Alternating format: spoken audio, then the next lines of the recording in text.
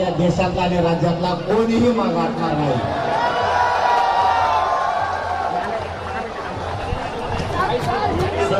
कि इस आंदोलन को आगे बढ़ाने के लिए सर पूरा सपोर्ट करेंगे। जहां जहां जरूरत पड़ेगी सर वहां पूरा आगे आएंगे। आपल्या देशातल्या विद्यार्थ्यांना न्याय मिळावा म्हणून हे सरकार म्हणजे त्या भाजपचं सरकार लोकांच्या लेकरांची कामं पूर्ण करण्याकरता जर या तुम्ही सरकारकडून जर आता हल्ला विद्यार्थ्यांवरती करण्याचा प्रयोग जर सरकारने केला, यांचा महाराष्ट्राचा राज्यात पूर्ण बंद होणार नाही तर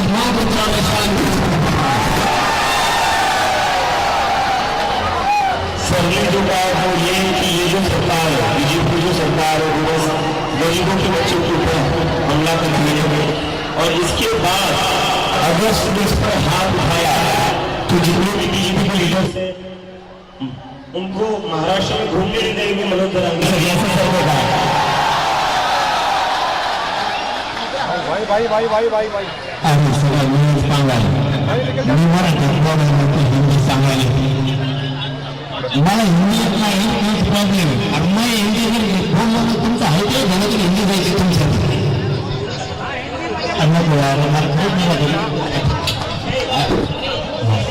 मी फक्त शेवटचा वाक्यात सांगतो, असंच आपल्या गाडीला सुद्धा गोरगरिबांच्या लेकरासाठी आंदोलन होतं। त्या ठिकाणी सुद्धा माय मुलांना मुलींना वृद्ध माणसांवरती सुद्धा प्राणघातक हल्ला केला होता। या सरकारनं आमच्यावरतीही गोळ्या घातल्या होत्या। फक्त माझी सगळ्या विद्यार्थ्यांना एक विनंती राहील, तुम्ही ही जागा सोडून आम्ही सगळा देश तुमच्या मागे आहे। तुम्ही तिकडे गेलात नाही आंदोलन निवडून टाकलं। शांततेच्या आंदोलनात एवढी ताकद आहे की आम्ही सिद्ध करून दाखवलंय। आम्ही सुद्धा तुमच्या सोबत आहे। ही जागा फक्त सोडू नका। सरकारला आपण निवडून दिलेलं आहे। आपण आपल्या मायबापांना यांना मतदान केलंय, आपल्या गावकऱ्यांनी यांना मतदान केलंय, आपल्या जिल्ह्यानं तालुक्याने यांना मतदान केलंय। परंतु हेच आज आपल्या विद्यार्थ्यांवरती लेकरा बाळावरती ओढडले।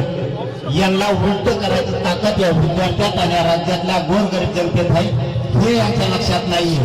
परंतु या पुढच्या काळात जर तुम्हाला कुठं धक्का लागला तर आम्ही सगळे तुमच्या सोबत आहेत, सोनमच्या सोबत आहेत, आपल्या अभिजित भैयाच्या सोबत आहेत। सगळं राज्य आणि देश तुमच्या पाठीशी एवढा शब्द देतो आणि थांबतो। धन्यवाद। सगळ्यांना जय शिव।